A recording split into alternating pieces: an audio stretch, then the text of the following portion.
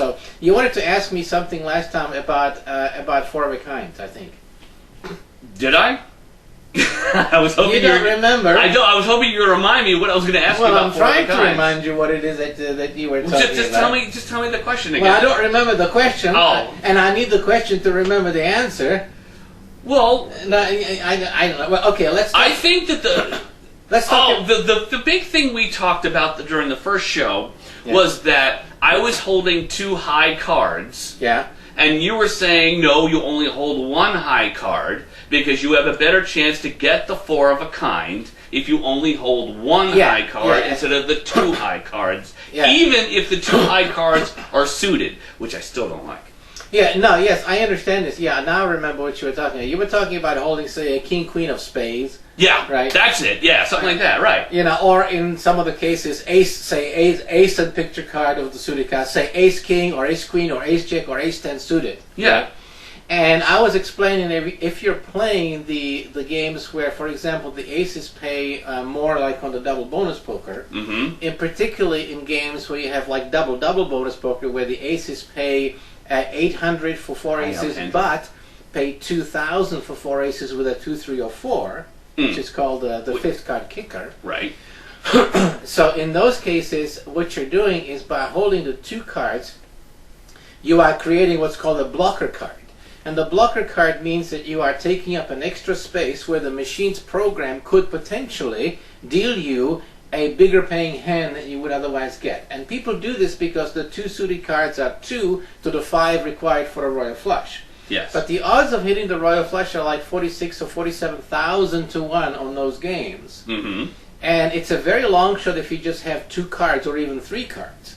Right. The case is different when you have 4 cards to the royal flush and you only need 1 card. Well, then of course you do that. Yeah, you always do that. But on these bonus aces machines, particularly bonus poker, double bonus poker, and double bonus poker, where the aces pay a lot, what you're doing is you are blocking the machine from giving you a winner that otherwise you would have got. Now, many people will say, well, that mathematically the books say. The books say all of them but yours. And the programs say, not even mine does say that. Mathematically, yes, it's correct that mathematically, if you hold that, you will get approximately 1/100% benefit over 75 years of playing 24/7. So if you want to get, 1/100th of 1 cent extra, mathematically you would hold the suited high cards. But we're talking about a difference of whether or not I would hit 4 aces for $100 or hit a royal flush for 1,000. Yes, I know, but the longevity of play comes into effect because what we're describing here in the terms of the odds are determined by testing the machines over 100 million events, which comes up with the percentages of what the paybacks are, what the household is. So in order for you to be able to equate that and have the extra value from holding those two suited cards, you would have to play 24 hours a day, 7 days a week, 365 days a year for 75 years without ever taking a break. I know. So that's unrealistic. So the question then becomes, what can we do to maximize profitability for us today in the 2 or 3 hours or whatever time we play on the machine today? And the answer is that the way the machines are programmed, from my experience of playing video poker for 38 years or so, I have come to the opinion, and again I remind you that it is mathematically not necessarily so. From my experience, it has become very clear to me that by holding the highest of the suited cards, king, queen, or jack, or definitely the ace, and not holding another card with it, this gives the machine an opportunity to deal you more winners than you would have had otherwise. Now, I again say that mathematically that's not so.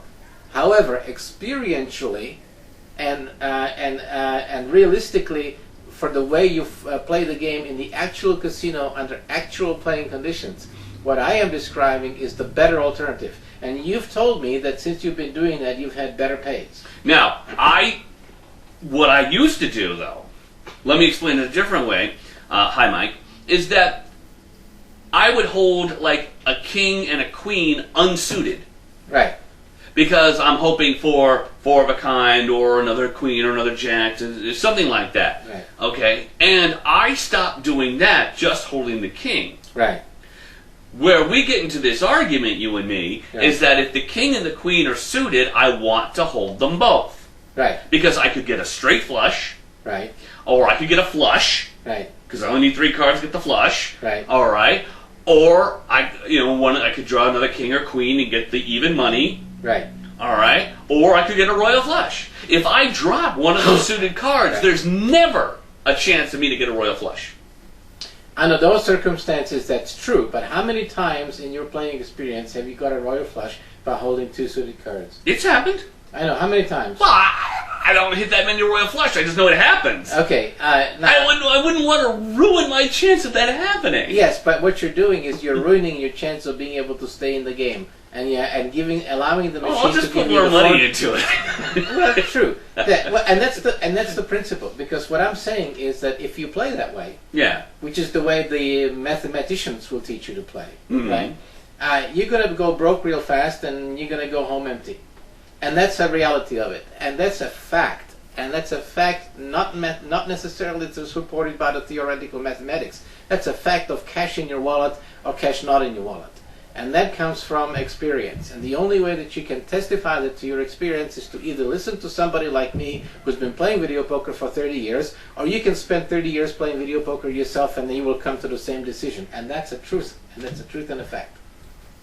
Okay, fair enough. And I stand by it. And I'm telling you that the difference, the fractional difference in the reality versus the theory, is the difference. So basically, it's such a fraction of percent, it's not worth trying to be mathematically perfect. No, because you will never equate the ability of the computer that plays 100 million hands to test the program. Right. And so what you're doing is basically you're believing a guru that's telling you play this way because the machine plays that way. Mm. Well, the machine is a machine. It doesn't have to drink, pee, or poop. You do.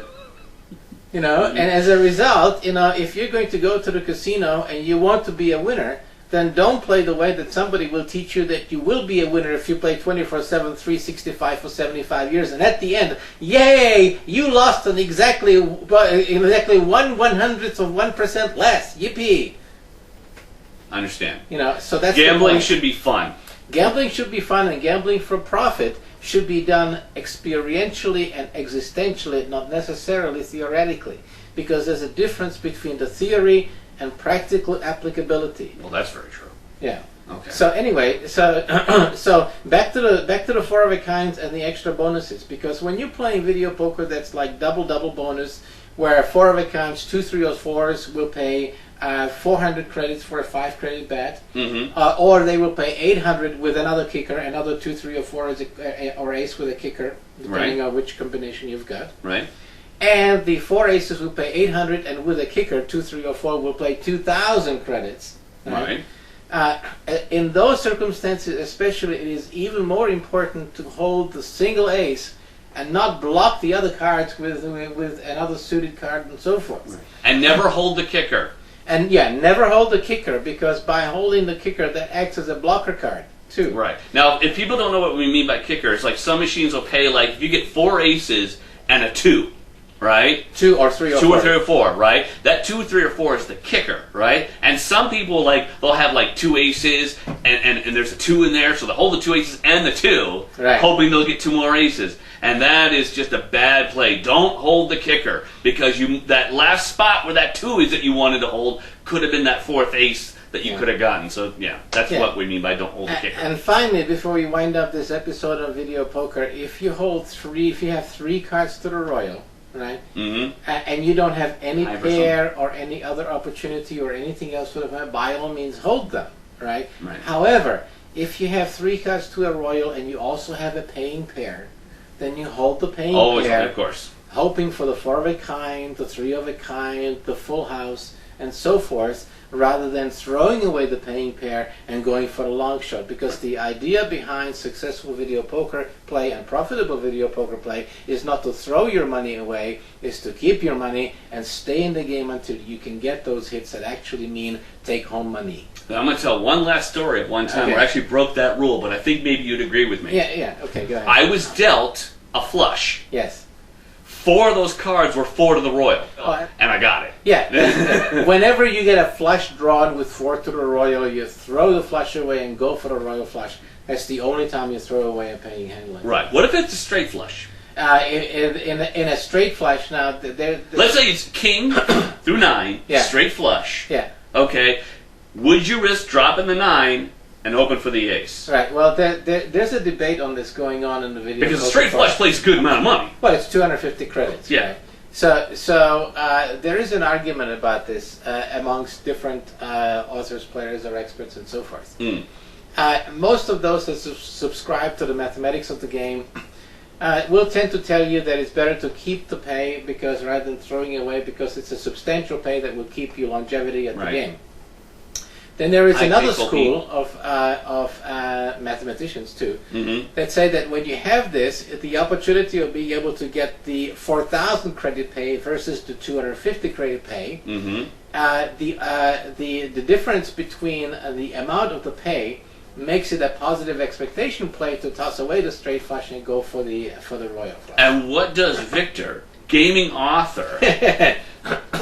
Okay, it depends on which denomination. If I am playing 25 cents and I'm hoping to, Hi, Mickey. and I have a pay of 250 credits versus a pay of 4,000 credits, right? I'll go for the 4,000 credits. All right. If I'm paying a dollar machine. Aha! Yeah. So now you paid $5 a hand for this Now you're playing $5 a hand. And you have a pay of $250. Right. As opposed to $4,000. If you're not playing a progressive where you get to a positive expectation on it. Hello, Al. That in this case, depending on where you are in terms of your session bankroll, if you're up ahead, you've hit say $800 for 4 races and so forth, I will choose to go for the 4,000 credit. If I am not ahead on my session at the time, I will choose to accept the $250 credit. It's a toss-up. I see. And it depends where you are in your session or your block of sessions. It's never happened to me, and I hope it never does, because I would never want to make that decision. Yeah, no, it has happened to me. It has happened to me several times. And what did you now? And so what you're saying is it's happened to you several times. Yeah. And if you're ahead, if you're winning, you say. Yeah. Wait, what do you do? Do you... About half the time I would go for it, about half the time I would keep it. It's a toss-up, and mathematically it's also a toss-up. Oh, okay. So it all depends on the experience that you have at that particular moment and where you are in terms of your session bankroll and your objective and your financial goals in that moment. Sometimes you have to take the experience of the moment, and sometimes you have to disregard the mathematics of the rules. Not hunches, but educated opinions based on your experience of the play in that particular session or group of sessions. Okay. All right. I think this was a good episode. You want to end here? Yeah, okay. So why don't we just say goodbye for this episode. We're going to shut off for a little bit and be right back and have a discussion, a little bit of a discussion about some slots, okay? Oh, we'll talk about slots next. Yeah, okay. So why don't we say, so this is Las Vegas Live with Vegas Vic and Ziggy. If you missed our episodes, look us up at LasVegasLiveTV.com. If you would like more information about games, log on to my website, which is morecasinodeals.com. And so until next time, we're going to say goodbye from Las Vegas. This is Vegas Vic and Ziggy. Say goodbye, Ziggy. Goodbye, Ziggy. See you next time. Bye-bye.